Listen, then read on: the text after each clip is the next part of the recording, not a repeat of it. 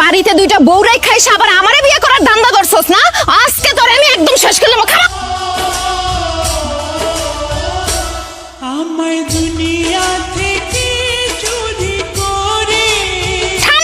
কি অবস্থা করলো আমার গাড়িটাকে? আরে রাখেন আপনার গাড়ির অবস্থা। আগে বলেন আপনি এই রাস্তা দিয়ে গাড়ি ঢুকাইছেন কেন? রাস্তা থাকলে গাড়ি তো আসবে, সমস্যা কি? এইটা পায়ে হাঁটার রাস্তা, সামনে গর্ত আছে, আপনি গাড়ি লয়ে হেন্দে কই যাইবেন? আমি যাব সরকার বাড়ি।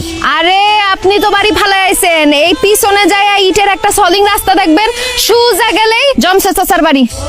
রাস্তাঘাটও চিনে না। আরে কি ক্ষেতের ক্ষেত, আনস্মার্ট, ম্যানারলেস। গাড়িটাকে কি অবস্থা করলো, সরি পর্যন্ত বললো না।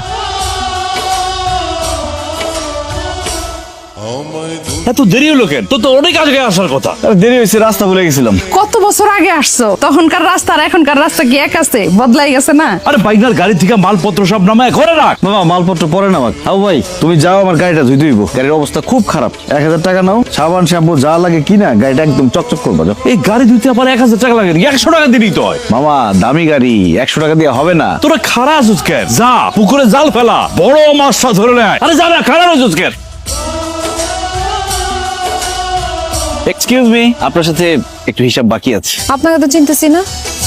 বুবু, এটা আমাকে জয় ভাই, আমার বড় পুকুর ছেলে, গ্রামে বেড়াইতে আসছে। ও হ্যাঁ, আচ্ছা কি বলবেন বলেন। আপনি যে কালকে আমার গাড়ির এত ক্ষয়ক্ষতি করলেন, জরিমানা তো দিলেন না। জরিমানা না দেন, অন্তত সরি বলেন। সরি বলবো কেন? আমি তো কিছুই বুঝতেছি না। ও গ্রামের খ্যাত, সরি বলতেও জানে না। What do you mean by গ্রামের খ্যাত? ওরে বাবারে, আবার দেখি ইংলিশও বলে। আমি যদি গ্রামের খ্যাত হয়ে থাকি তাহলে আপনিও গ্রামের খ্যাত। আমি সৈয়দ বংশের ছেলে। আমার দাদা সৌদি আরব থেকে আসছে এখানে। কথা বলার আগে ইতিহাসটা একটু ভালো মতো জাইনা নিয়েন। সৈয়দ বংশের অবস্থা যদি এতই ভালো থাকতো তাহলে তারা সৌদি থেকে ভাগ্যের খোঁজে এই গ্রামে আসতো না। আপনার দাদা ভাগ্যের সন্ধানে এই গ্রামে আসছিল। তারা কিন্তু সৈয়দ বললে কেউ চিনতো না, সবাই চিনতো সৈয়দ মাস্টার বইলা, কারণ সে সরকার বাড়ির জায়গির মাস্টার ছিল। তারপর আপনার দাদা এই গ্রামেই বিয়ে করছে, আপনার আব্বার জন্ম হয়েছে এই গ্রামে, আপনার আব্বা আবার এই গ্রামেই বিয়ে করছে। সো আমার থেকে বড় খ্যাত কিন্তু আপনি, খ্যাত ভাইয়া।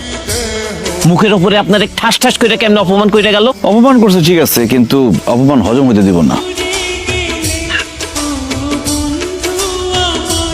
ফুলের মতোই যাবো যে ঝরে। দুঃখিত মুরগির জন্য আর লেগ পিস আপনার জন্য। আব্বা সর্বনাশ হয়ে গেছে, আব্বা তাড়াতাড়ি আসো। ও আব্বা তাড়াতাড়ি আও। আরে কি হইছে? আব্বা লালু কালু চিটু মিটু টুকটুকি ওরা তো কোথাও নাই। কেমনে কি হলো? রাইতে কি শিয়ালাই ছিল নাকি?